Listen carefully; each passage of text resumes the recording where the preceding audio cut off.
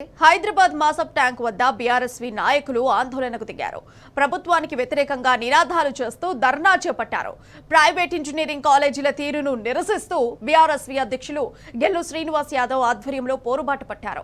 Private engineering కాలేజీలతో ప్రభుత్వం కుమ్మక్కైందని గెల్లు శ్రీనివాస్ యాదవ్ నిప్పులు చెరిగారు.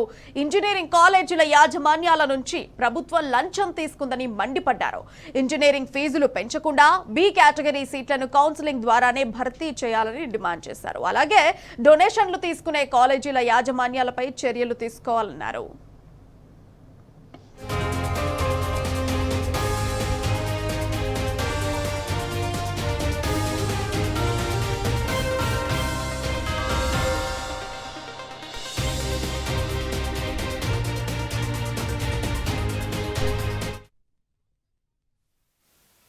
మొత్తం బి కేటగిరీ సీట్లను కూడా కరీంనగర్ కోటలో అయితే ఏ విధంగా భర్తీ చేస్తారో ఆ విధంగానే ఇవాళ బి కేటగిరీ సీట్లను కూడా మేనేజ్మెంట్ సీట్లను కూడా భర్తీ చేస్తామని చెప్పి ఆ రోజు మాట ఇచ్చిన రేవంత్ రెడ్డి గారు ఇవాళ అధికారంలోకి వచ్చి సంవత్సరం నరైనా కూడా ఇది 2వ సంవత్సరం నడుస్తున్నా కూడా ఇంతవరకు కూడా ప్రభుత్వం కూడా ఇవాళ ఇంజనీరింగ్ కాలేజీల కోసం ఇలాంటి డైరెక్షన్ ఇవ్వకపోవడం వల్ల ఇవాళ మొత్తం ఇవాళ రాష్ట్రంలో ఉన్న ఇంజనీరింగ్ కాలేజీలు మొత్తం కూడా ఇవాళ సిఎస్సి లాంటి కోర్సులు అన్నిటి కూడా ఒక్కొక్క విద్యార్థి దగ్గర ఇవాళ ఇప్పటికే కౌంటర్లు ఏర్పాటు చేసుకొని 20 నుంచి 20 లక్షల వరకు ఇవాళ డొనేషన్లు తీసుకుంటున్నారు.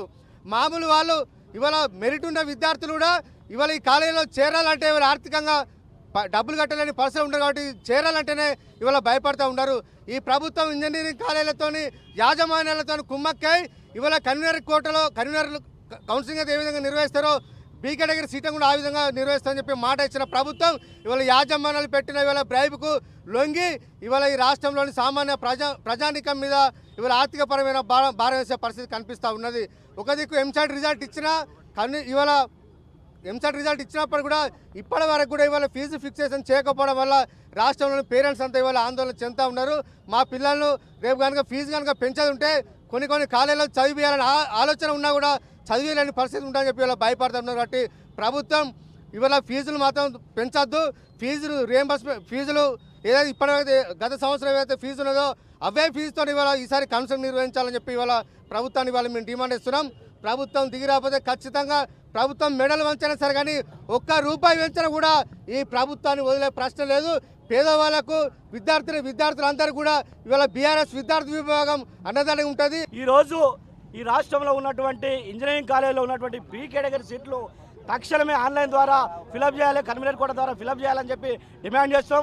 ఎందుకంటే ఇక్కడ తెలంగాణలో చదువుకుంటున్నటువంటి ఎస్సీ ఎస్టీ బీసీ మైనార్టీ పేద వర్గాల ప్రజలకు అందరికీ కూడా విద్యార్థులకు అందరికీ కూడా ఈ ఫీజులకు ఎందుకంటే వీళ్ళు పెంచినటువంటి ఫీజుల వల్ల భారం జరుగుతుంది కాబట్టి ఖచ్చితంగా బి కేటగిరీ సీట్లను ఆన్లైన్ చేయాలి. లేని పక్షంలో ఖచ్చితంగా రానున్న రోజుల్లో బీఆర్ఎస్ ఆధ్వర్యంలో మరిన్ని ప్రోగ్రాంలు కూడా ఉంటాయి. ఎందుకంటే ఈ రాష్ట్ర ప్రభుత్వం రాష్ట్ర అధికారంలో రాకముందుకు వీళ్ళు ఇచ్చినటువంటి మాటలు అంటే విద్యా వ్యవస్థకు పూర్తిగా అంటే చిన్న భిన్నమైన విధంగా ఎందుకంటే ఈ విద్యా వ్యవస్థ అంతా కూడా ఇలా హైయర్ ఎడ్యుకేషన్ కాకుండా కిందికి వెళ్ళి చూస్తే స్కూల్ ఎడ్యుకేషన్ కాన్సెప్ట్ మొదలు పెడితే హైయర్ ఎడ్యుకేషన్ దాకా కూడా చాలా ఫీజులు వసూలు చేసి పేద ప్రజల మీద భారం పడే విధంగా జరుగుతుంది. ఎందుకంటే ఈ రాష్ట్రంలో ఉన్నటువంటి ఇంజనీరింగ్ కాలేజీలలో దోపిడీ అంటే ఇంజనీరింగ్ కాలేజీలు కార్పొరేట్ కొమ్ము కాసే విధంగా ఈ ప్రభుత్వం ఉత్సాహం పలుకుతుంది. కాబట్టి ఖచ్చితంగా బి కేటగిరీ సీట్లు ఏవైతే ఉన్నాయో ఖచ్చితంగా కన్వీనర్ కోట ద్వారా ఫిలప్ చేయాలని చెప్పి కూడా మేము డిమాండ్ చేస్తున్నాం.